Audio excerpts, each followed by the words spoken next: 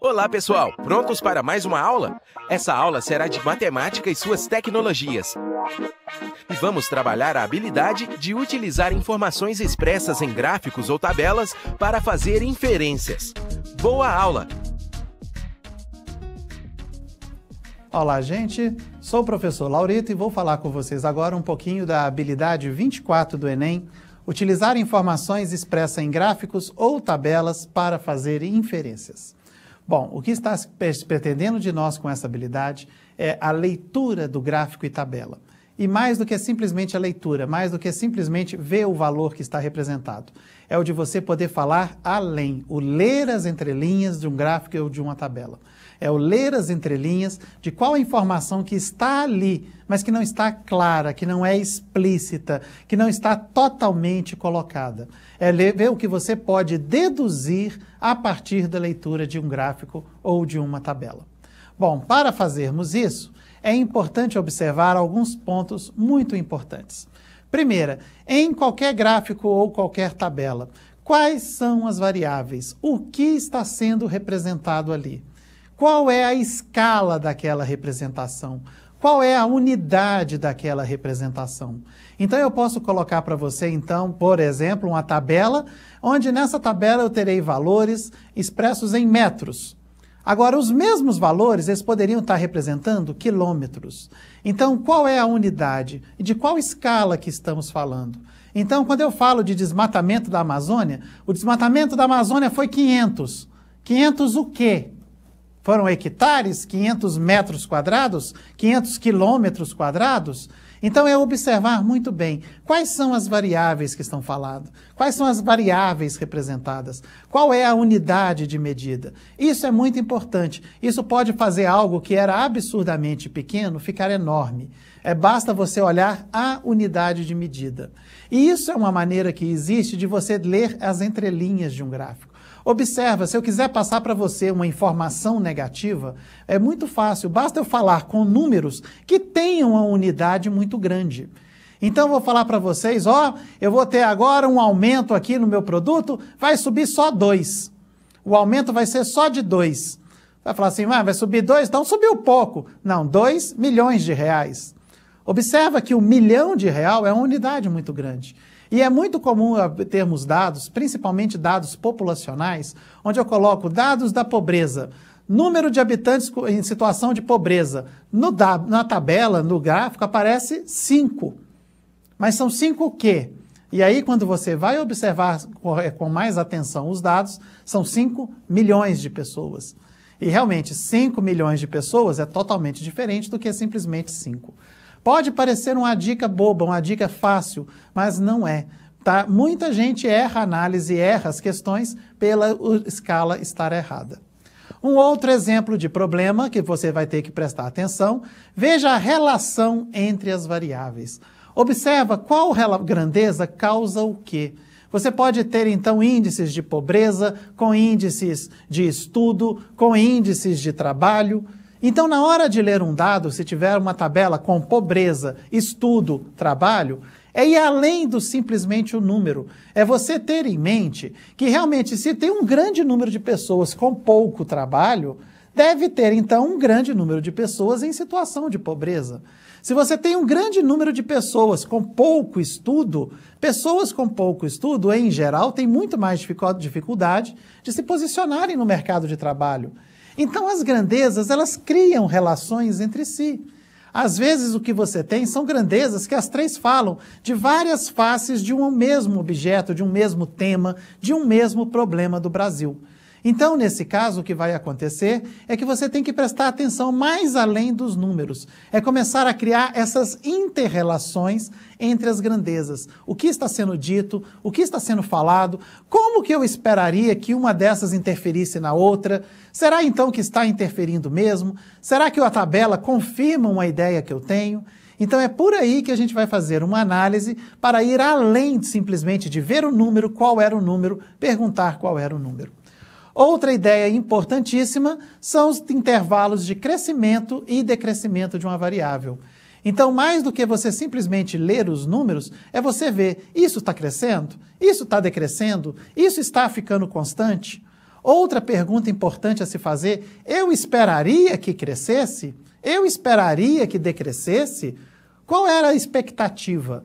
Então, quando eu falo, por exemplo, de analfabetismo no Brasil ao longo dos anos, você esperaria que essa taxa estivesse aumentando ou diminuindo?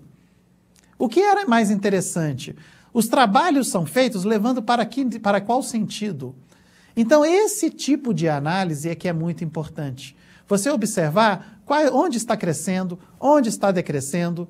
Por exemplo, eu já ouvi informações em jornais onde eu lia, que o número de acidentes no feriado desse ano foi menor do que do ano passado, no mesmo feriado do ano passado. E aí você vai olhar, esse ano o feriado foi no sábado, o ano passado foi na sexta. Se no ano passado o feriado foi na sexta, eu tinha um fim de semana prolongado. Esse ano, sendo no sábado, não era um fim de semana prolongado, só o sábado era feriado. Muitas pessoas já não trabalhariam no sábado mesmo. Então era de se esperar que o número de acidentes aumentasse ou diminuísse. Era de se esperar que realmente eles diminuíssem. Agora, se esse ano eu tenho um feriado num domingo, ano que vem o feriado vai ser numa segunda, o que vai acontecer nesse feriado? É de se esperar que ano que vem tenha mais acidentes que nesse ano. Pelo simples fato de ano que vem, mais pessoas devem viajar. Mais pessoas do que viajaram esse ano. Então, esse tipo de informação, ler o dado, olhar o crescimento, olhar o decrescimento, e mais importante, é você ter uma noção do que você esperaria. Por exemplo, voltando à ideia dos acidentes, eu sou da opinião que se o número de acidentes permanecer constante, está melhorando. Não porque é bom ter muitos acidentes, mas o número de acidentes permanecer constante, o número de carros está aumentando. Então é sinal que tem muito mais carros rodando, mas provocando a mesma quantidade de acidentes. Significa, então, que a coisa está ficando melhor. Proporcionalmente, está melhorando. Então é esse tipo de análise que se espera do estudante na hora de pegar um gráfico ou uma tabela no Enem. Outra coisa importantíssima é o estudo da taxa de variação de uma variável. Taxa de variação é você falar o aumento dela percentual. É diferente de você falar simplesmente cresceu 5. Mas cresceu 5 em quanto? Essa que é a ideia da taxa de variação. Então você está mostrando quanto que está variando e não apenas mostrar os valores. Então é muito interessante porque se eu falo para você que algo está sempre variando com a variação constante, então algo está subindo 3% todos os anos. 3% todos os anos acaba criando uma PG. Então no início vai ter até um comportamento regular, mas depois isso vai crescer muito, mesmo sendo 3% ao ano, porque 3% de muito é muito. E a última coisa que devemos observar é a variação de sinal de algumas variáveis. Então é saber quando que é positivo, quando que a variável é negativa. Em geral, num gráfico, é simplesmente verificar se o gráfico está acima do eixo X ou se ele está abaixo do eixo X. Quando ele está acima do eixo X, a grandeza é positiva.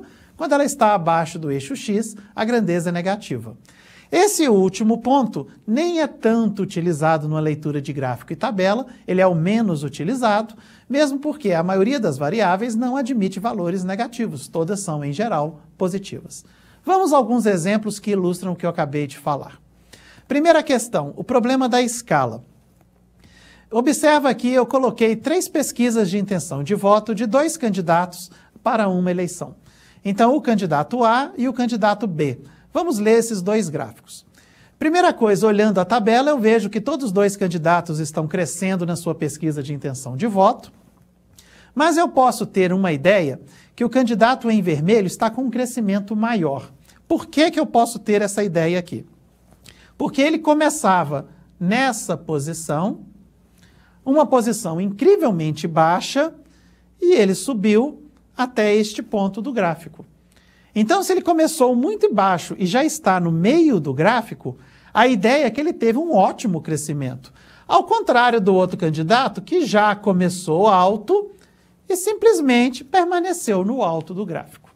O que acontece aqui é a questão da escala. Observe o eixo Y.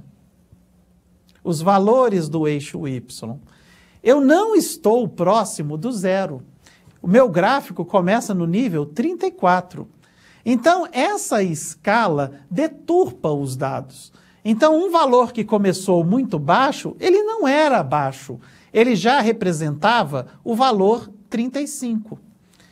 Então, não era um valor baixo, não era um valor próximo de zero, embora no gráfico ele estivesse próximo de zero. Só como uma curiosidade, eu refiz esse gráfico, só que os valores agora começando do zero, o eixo Y no zero. Então, se você observar, o crescimento não foi tão grande quanto o gráfico anterior fazia supor. Isso por quê? Porque a escala de representação do gráfico é que estava fora do zero. Muita atenção nisso. Vários gráficos podem ser apresentados nessa escala fora do zero.